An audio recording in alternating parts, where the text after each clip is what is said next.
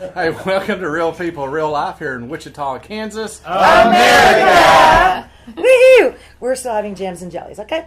And that's going to be going on for a little bit longer. All right, Marquita, right? Yes. Marquita, you are doing amazing things. I hope so. You are. Tell us. Well, I have a camp called Camp Destination Innovation, and it's geared towards teens 14 to 18 years old to teach them about entrepreneurship. We get some phenomenal people that come in and work with the kids, phenomenal field trips. Last year, our winning team went on to present in front of the Entrepreneurship Task Force, and they also went on to present in front of the Chamber of Commerce where they met Damon John from Shark Tank. Wow. It doesn't end at camp. I still take them out to entrepreneurship events, anything that requires them to start making connections with some of the top people in Wichita and in Kansas, so that we can build these relationships, and they already know who these kids are, and they're already invested in what the kids are doing. And the so cool. beautiful thing is I only charge $25 to come to this camp for 6 weeks. What? Yeah. Well, 4 weeks. Let me get that right. 4 weeks to come to this camp. And when I was doing my research on it, I found out that it costs about $500 to $600 to attend a camp like this. Accessibility is important to me. So how long is this camp in a week time? Well, it goes from June 6th to June 30th. This summer, it used to be underneath the Urban League's umbrella. That's where I first created the camp at. And they had to do restructuring, so they had to lay off the staff. Since I did all the hustle behind this camp, it came with me. And the Entrepreneurship Task Force and ETE saw enough value in the camp that they took me on as a fiscal sponsor. Wow. So thank God for those kind of blessings. And we go from 9 o'clock in the morning to 2:30, Tuesdays through Thursdays, and some special days in there too. So Tuesday, Wednesday, Thursday. Tuesday, Wednesday, Thursday. Okay. And they are, again, we're learning from some of the best in Wichita. We have John Dasher was one of our first speakers. He's the CEO of ETE last year. We have Christina Long. We have Gary Oborny is involved with the camp. So we have a lot of top entrepreneurs that are involved with the camp.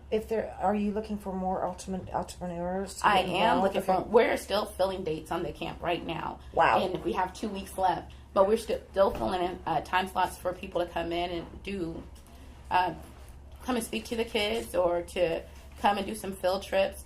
It is a bunch of fun. Most of my kids are returnees. And we're getting a lot of new kids this year, which is really exciting too. So it's I call it Wichita's best kept secret. Are you full? Is your camp full? Not yet. We still have some open How positions. Would parents that would be interested in getting their kids in this get a hold of you to fill those positions now? You can actually go to our Facebook page, and it's just Camp Destination Innovation on Facebook. Okay. Click the Book It link. It takes you to Eventbrite, and you can go ahead and register your kids and pay there, and I'll send you guys the full registration packet after that. That's also real simple. But it's also, very you easy. can sponsor kids too. You absolutely can sponsor kids so they can have that opportunity. So if someone can give $25, and then $25. That's it. Just sponsor a kid. And they got to be 14? 14 to 18 years old. Now, sometimes I call it my mascot. We will bring in somebody that's under 14 years old so they can get the experience too. I feel like the sooner we equip our kids with these tools, the more stronger they'll be. And not only that, it's proven that when you expose kids to entrepreneurship at an early age, they're more college-minded. You're right. They reinvest in their communities. They do better in school. Right. We have to start countering everything that's out here that's against our kids. Exactly. And I'm team keep them busy. Keep our youth busy. Right. And I didn't want to do a typical camp. I didn't, nothing against typical camps, but they have their place and we need them. But what I wanted was to create something that was unique and that would burst their bubble, that shows them that there is a world bigger than the one that they know. And my saying I say to people all the time when I go and I speak about the camp is investing in our youth is the most important and best investment we can make. And it yields the strongest returns. So if you're thinking about, I don't like people coming in with the mentality like, oh, we're going to donate to your camp, No, you're making an investment. Right. Yeah. And you will feel it when these kids, probably even right now, I won't even say when they grow up. We talk about these kids being entrepreneurs in the future, but no. Some of them already they probably can get do it started right now. Awesome. You see it happening Right younger and younger with the right motivation and, leadership behind them. You'd be surprised how young they get. I started at 13 selling perfume bottles. Those little rolly things? Yeah. I started selling those, and then I turned around and started making other things. I started sewing.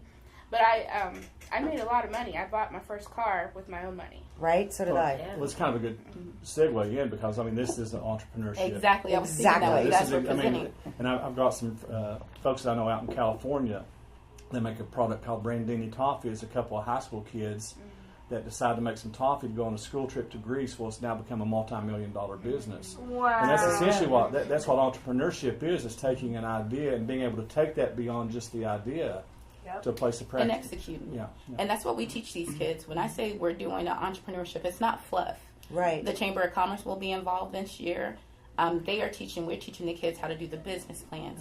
We have somebody coming in and teaching them how to do their pitches. They will do pitches at 1 million cups. It's very important to me. Every year the kids have to pitch because the more comfortable you're speaking in front of an audience, the more successful you'll be. Right.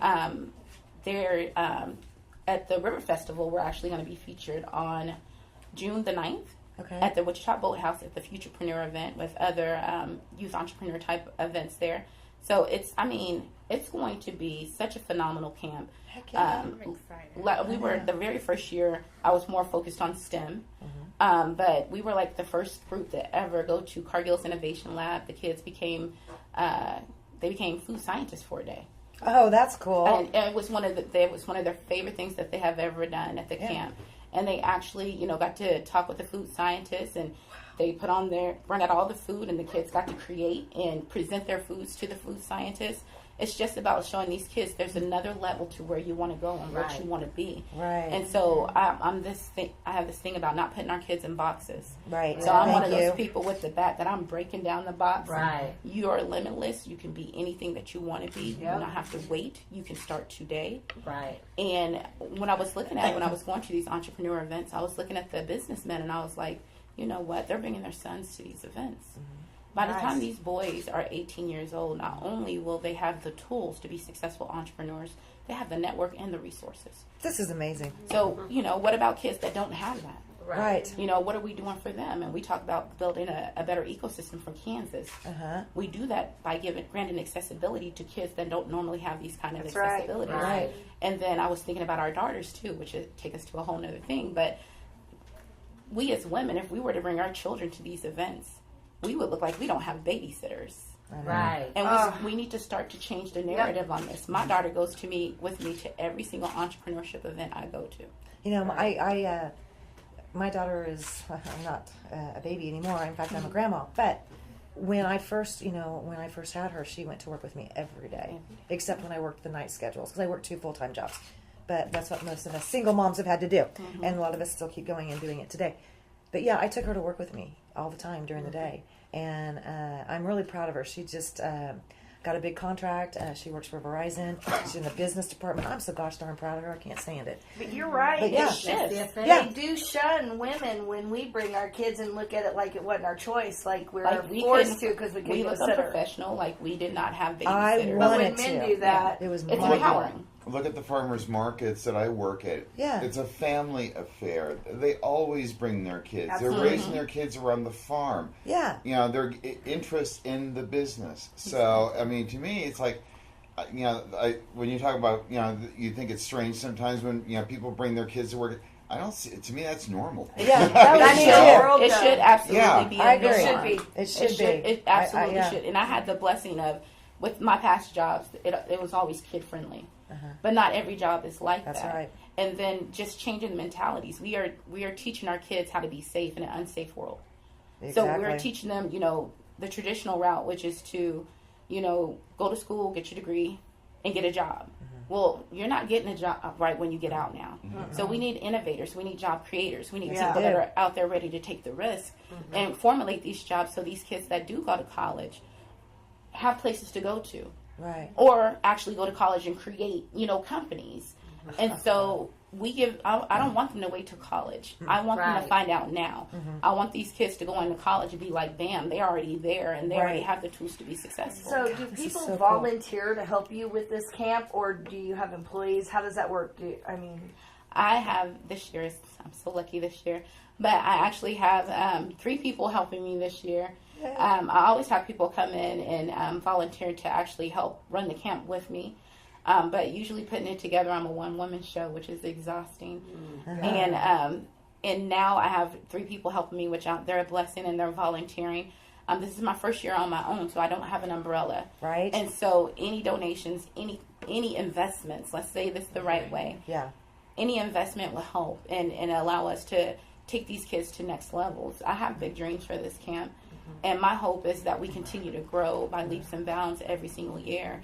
And so eventually one year I want to turn it to where I can work with the kids year round and just develop in them. Oh, that's brilliant. So if somebody wanted to become an investor or a volunteer, how would they get a hold of you?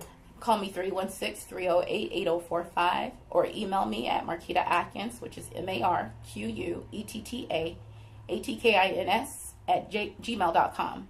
And if they wanted to be a sponsor for one of the kids, same? Same deal. You can go to the Facebook page, hit that book me. There's a space where you can give donations, or you can send money to 110 South Main, 67207 at ETE.